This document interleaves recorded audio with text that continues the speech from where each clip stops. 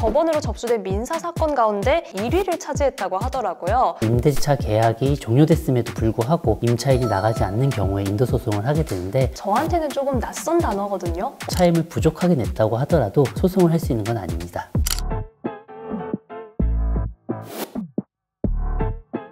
안녕하세요. 법무법인 YK의 변호사들과 알아보는 법률 이야기 진행을 맡은 아나운서 장유진입니다. 오늘은 건설부동산센터 이민우 변호사님 모시고 생활 속 유익한 정보 이야기 나눠보겠습니다. 변호사님 반갑습니다. 네, 안녕하세요. 법무법인 YK 건설부동산센터의 이민우 변호사입니다. 제가 좀 알아보니까 2023년에 법원으로 접수된 민사 사건 가운데 건물 인도나 철거와 관련된 사건이 1위를 차지했다고 하더라고요. 그래서 오늘은 이 건물 인도 철거와 관련된 소송 중에서 특히 많은 관심을 받고 있는 인도 소송에 대해서 좀 여쭤보겠습니다. 변호사님, 이 인도 소송 정확히 어떤 소송인가요? 인도 소송은 임대차 계약에 기해서 임대인과 임차인 사이에 하는 소송을 말하는데요. 임대인이 임차인에게 내 건물을 돌려달라고 제기하는 소송입니다. 임대인이 임차인에게 내 부동산을 돌려줘 라고 하는 소송. 그런데 이 소송이 좀 어떤 이유로 발생하는지 궁금합니다. 통상적으로 임차인이 임대차 계약이 종료가 되면 자연스럽게 임대인에게 건물을 돌려주고 나가게 되어 있어요. 그런데 임대차 계약이 종료됐음에도 불구하고 임차인이 나가지 않는 경우에 인도소송을 하게 되는데, 특히 임차인이 차임을 연체했을 때에 이 소송을 많이 하고 있습니다.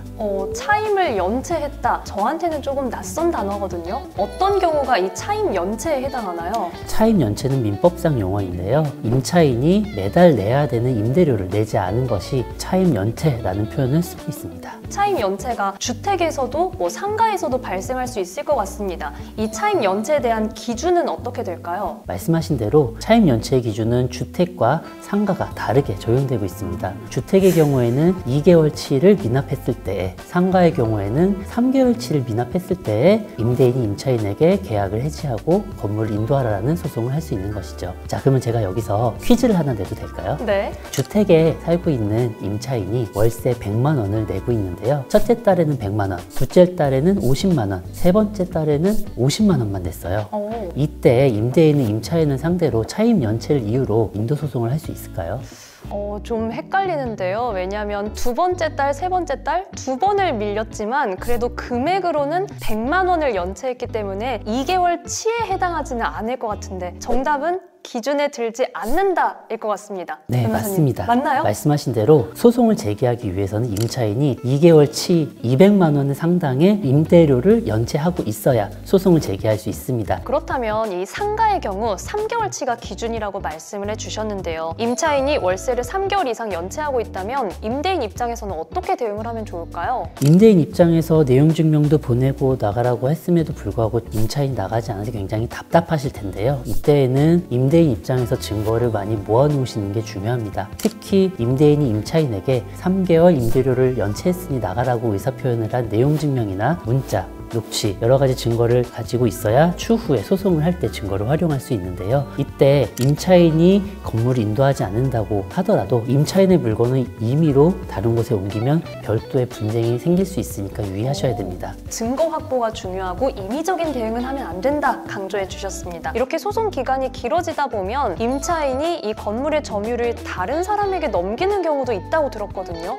이런 경우에는 어떻게 대응을 해야 될까요? 그 경우에는 점유 이전 금지 가처분이라는 것을 미리 해두면 됩니다. 저희가 인도 소송을 준비하면서 통상적으로 같이 준비하는 소송인데요. 임차인이 중간에 제3자에게 점유를 이전하는 것을 막기 위해서 하는 소송입니다. 네, 이번에는 또 흔히 발생하는 주택의 이야기로 가보겠습니다. 만약에 전세 계약 갱신 요구권을 다 사용한 기간인데 세입자가 더 거주를 할지 아니면 계약을 끝낼지를 통보하지 않고 그대로 계속 거주를 하고 있어요. 그럼 임대인은 이럴 때 어떻게 대응을 해야 될까요? 임대인은 반드시 계약 기간이 종료되기 2개월에서 6개월 전 사이에 계약 갱신을 거절하겠다는 의사를 표현하셔야 됩니다. 그렇지 않고 임대인도 임차인도 어느 한쪽도 계약 종료의 의사를 표현하지 않으신다면 계약이 묵시적 갱신이 돼서 임차인이 거주할 경우에는 소송을 하기 어려워질 상황도 있으니 유의하셔야 됩니다. 네, 그러면 만약에 세입자한테 계약 갱신 청구 기간이 끝났으니까 계약을 해지하겠다라고 3개월 전에 통보를 했고요. 그런데 세입자가 나가지 않아서 인도 소송도 진행을 했고 승소를 했습니다. 그럼 이런 경우에는 임대인이 전세금을 돌려주지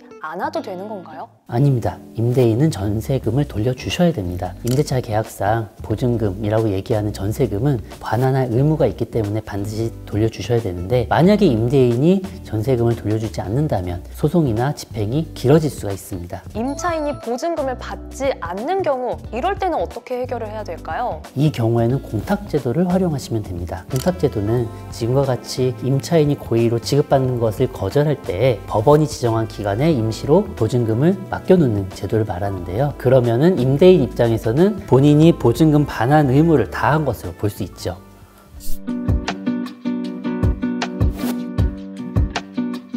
네, 오늘 시청하신 분들 중에서 인도 소송과 관련된 내용이 궁금하신 분들, 혹은 건설 부동산 사건과 관련해서 변호사 선임을 고민하고 계신 분들은 자막의 정보를 통해서 상담을 받아보실 수 있습니다. 많은 관심 부탁드립니다. 네, 변호사님 오늘 유익한 지식 나눠주셔서 감사합니다.